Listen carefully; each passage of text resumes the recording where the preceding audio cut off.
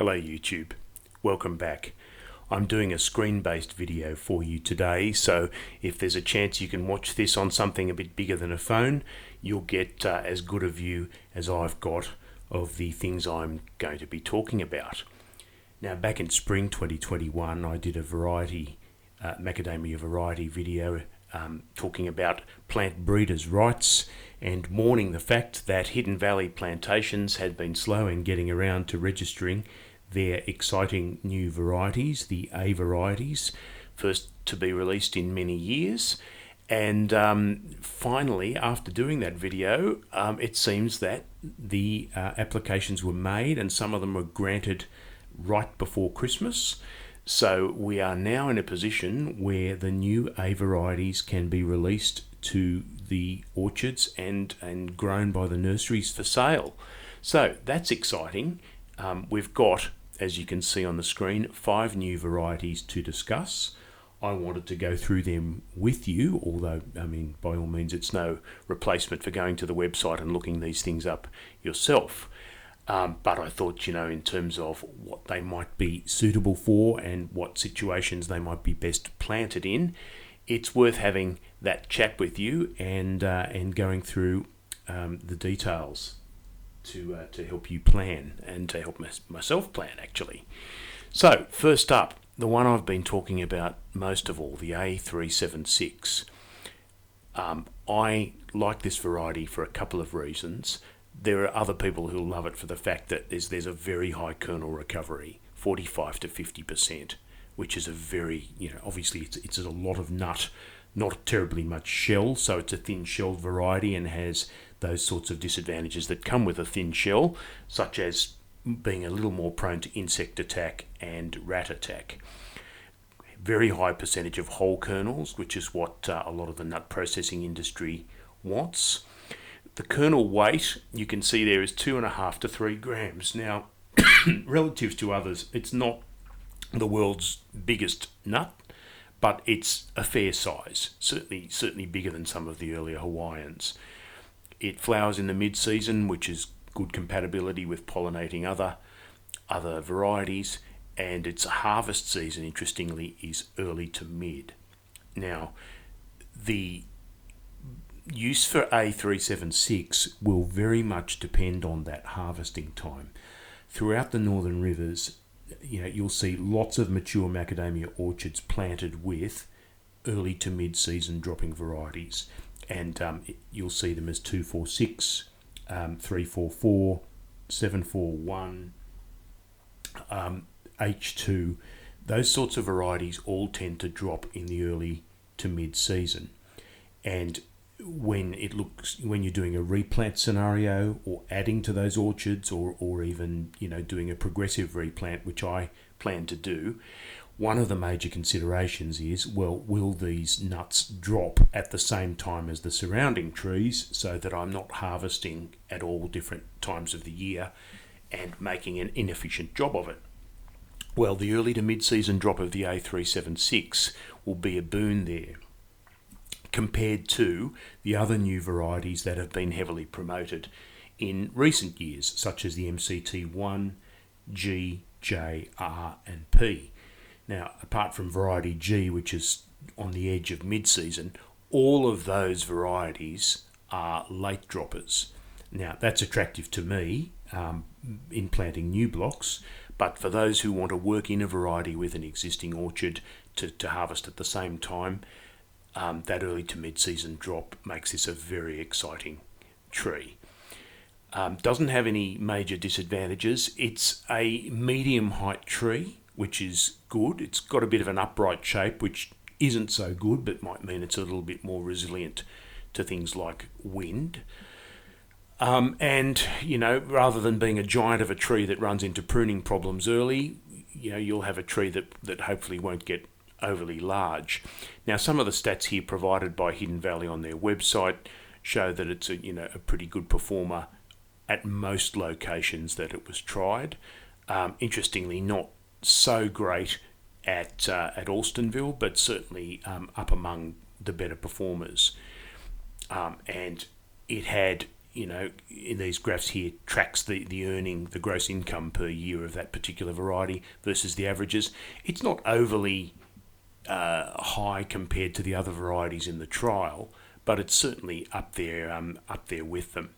And in terms of when it starts cropping, well, you can see that certainly in the Queensland sites, it started making a real go of things by about year 7. Really took off in Alstonville between year 6 and 7. So it's not an overly precocious variety. That is, it won't start giving you crops as a very young tree, not very big ones, but it climbs up fairly rapidly at about year 6 or year 7. The final graphs that they provide on the Hidden Valley website is the harvest pattern, and you can see from the harvest pattern that it starts dropping in March in most of the Queensland sites and April in Alstonville, and really it's done by the end of June pretty much everywhere. Very little drops after that. So there's your compatible drop pattern. Now each of these ones has a description of the leaves and the nut. That's a picture of those things down there. That will have been lodged with the PBR application, which requires photos. From what I can see here, it'd be very hard to tell the A376 apart from a bunch of different trees, but it's definitely a nice new addition to the industry, and I think it's going to take off. Now, variety A403. This one's a little bit different. This one's a large tree, and which is unlike most of the recent A varieties, and in fact, unlike most A varieties where the emphasis has often been on getting a smaller tree. The only other huge A variety tree I know is the very old A29. This particular one is a large tree. Its nuts aren't any bigger than the A376, and its kernel recovery is actually a bit lower. Its whole nuts are a bit lower. And it drops very late. Well, according to them, it drops late, but we're going to sort of question that down below. It doesn't have many stick tights, which is nice. The big problem with so many A varieties is that the nut just doesn't want to drop off the tree. It's had some consistent performance. Interestingly, they don't seem to be planning on releasing this to Australian farmers. It was going to be reserved for South Africa, and they say it's because, we've got so many new late varieties coming from the other sources. I think that's short-sighted. I think they should release this in Australia. It's certainly had some decent performance income-wise around the various test sites, from Alstonville through to some of the Queensland sites. It was actually a pretty high performer. Like the A376, it really sort of seems to take off in year 6, and then climbs up from there and produces really quite a high level of kernel right from then, particularly around Alstonville. Queensland seems to take a bit more of a linear growth.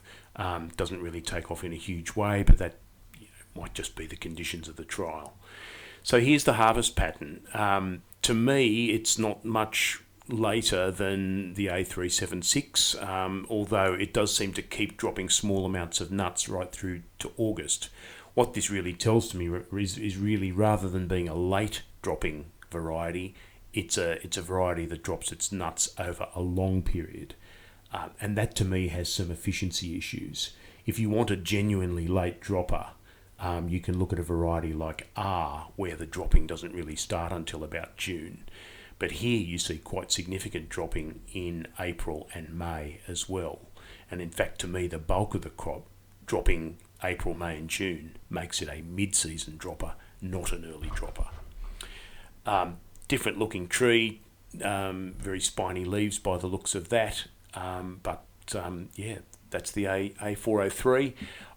Don't know that I'm a fan of that one, but it may suit specific conditions and those who want a larger tree. Going to the A422, and it's another large tree as well, in fact. So there are 2 of them in this lot release. Better stats on this one in that the whole kernels are much higher. It's the same general level of kernel recovery. They're bigger nuts as well. This also claims to be a late season dropper, but really, again, it looks to me more like a mid-season dropper. Hidden Valley can be very refreshingly frank. It says, look, A44 performed well at Hidden Valley, but did not really stand out in the trials. And so, in the actual industry trials, it didn't really make too much of an income. Although, it hit the top 10 in a number of different places. It seemed to do roughly okay. Again, like so many of these other varieties, the actual income, the actual commercial cropping seemed to start at about year 6, perhaps a little earlier in a couple of those Queensland areas near Bundaberg. But it then would take off and started plateauing out at about year 8 or 9. And the harvest pattern, again, if you look through here, starts in April, goes through to August. If anything, compared to the 403, a little bit more of it seems to drop in July and August, but it's still a variety that drops its nuts over a very long period.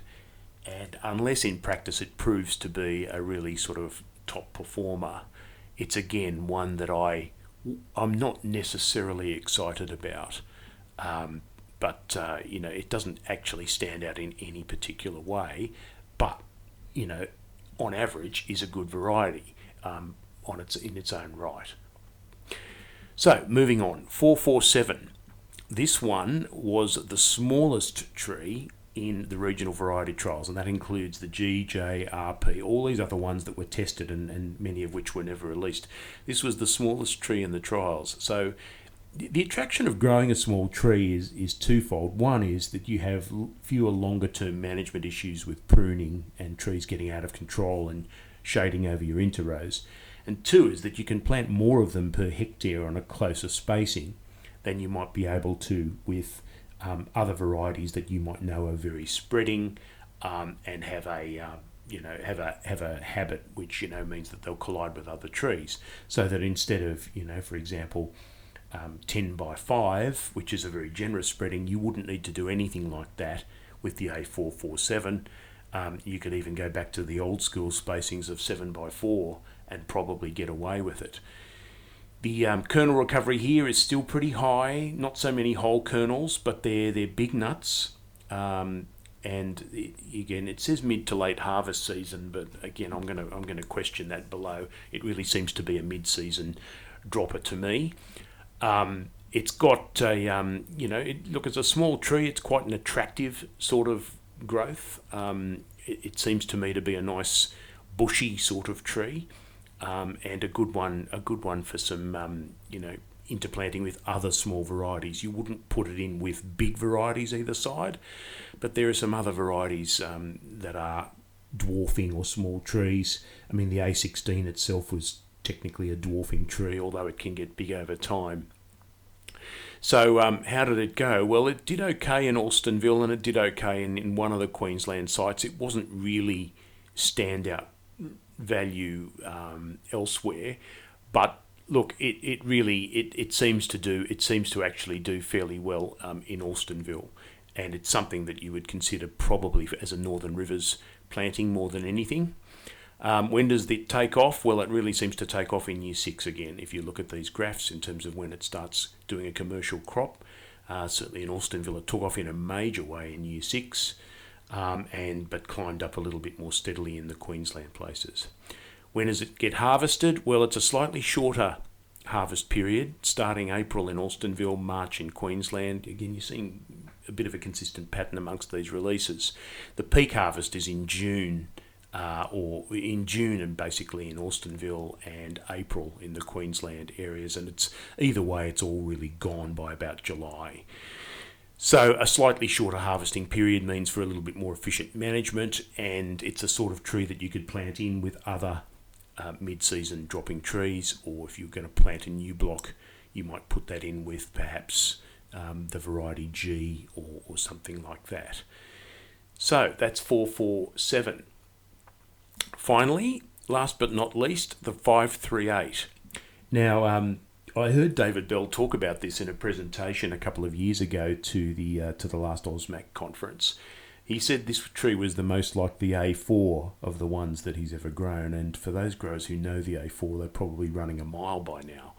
However, not too much to be scared of. And you'll see down below, actually, I'll show you now, the leaves look like an A4. The nut seems to look a little bit like an A4 as well, but it's got very A4-like leaves. It's a smaller tree, which is nice. It's a compact tree. It doesn't seem to have a stick-type problem, according to those things. The kernel is not as big as an A4. A4s can get over 3.5 grams, so the kernel weight here is 2.7 to 3.2. It's got a good percentage of whole kernels, very good kernel recovery in the range of 43 to 46%. So that's going to appear, that's going to be attractive to high-density planters who want, that price-leading high kernel recovery. It definitely recommends this for the cooler climate of Alstonville, and it actually is the only one of the new A releases where it's been singled out for Alstonville. The benefits there were really that it has a thin shell, and you can get some high kernel recovery for it. The income production was very good. It was in the top 5 at Alstonville. Not super performing elsewhere, except at a site in Childers. Despite it advertising the A538 as very precocious, really, when you look at the stats, again, it's year 6 when it really takes off anywhere. And in fact, it doesn't really reach its peak until about, year 7 or 8 in the Queensland sites. Seem to be much happier at Alstonville. When does it drop? Well, this one's an interesting one too. It's an early dropper. So this one's the closest to the A376, and if you wanted to plant 2 of those new A's together, I think the A376 and the 538 would be the most comparable. And in fact, they've put the comparison in here, the drop period compared to the 344. The darker blue that you see here is the 538, the light blue is the 344. It's really almost a match for the 344, except it seems to be an even shorter dropping period. So in Alstonville, April to June, and you're done. All right. Same thing in Queensland, although interestingly, another part of Queensland that seems to keep dropping. Ordinarily, the further south you go, the later dropping you get, but this one seems to have completed its drop more quickly in the Alstonville area. So on that level, it seems like an efficient tree to plant. It's a compact tree. It's not something that'll grow overly big on you, and it's something you could mix in with the A376. So there it is. If you dare to grow a tree that may well be descended from the A4, although at this stage Hidden Valley aren't telling people where these varieties have been bred from. I think that might be disclosed once full documents are up on the PBR site. So, what's your views about the new A varieties? Have you been burned by A's and will never grow them again? Will you stick with the current flavour of the month, which is A203, or will you go back in time to the A38? Those are the royalty-free varieties that a lot of farmers really like. Or are you prepared to give these a go? My own take is that I would love to do some planting of A376 because I think it is potentially a good performing variety. I am sort of wedded to the idea of migrating over to late dropping varieties, simply because Nutkin Farm is a hard farm to manage in the wet, and a late dropping period is an advantage for me. Now that would rule out most of these varieties except perhaps the 403. But certainly there's areas where I want to do a progressive replant in the middle of 344s where I think the A376 and the A538 may get some industry acceptance, and the 538 in particular in the northern rivers. Those are my thoughts so far, and it'll be interesting to see what the nurseries are taking in terms of orders for these varieties. I might have to speak to Tim Hills and a couple of others to see what is popular among the growers. Leave your views in the comments down below. I'd be very interested to have a discussion with you about the pros and cons. If you want to look at this information directly on the website, it is hvp-macadamias.com, and I will put a link in the show description. Thanks for watching, everyone. I'll bring you a video from the farm soon. Bye for now.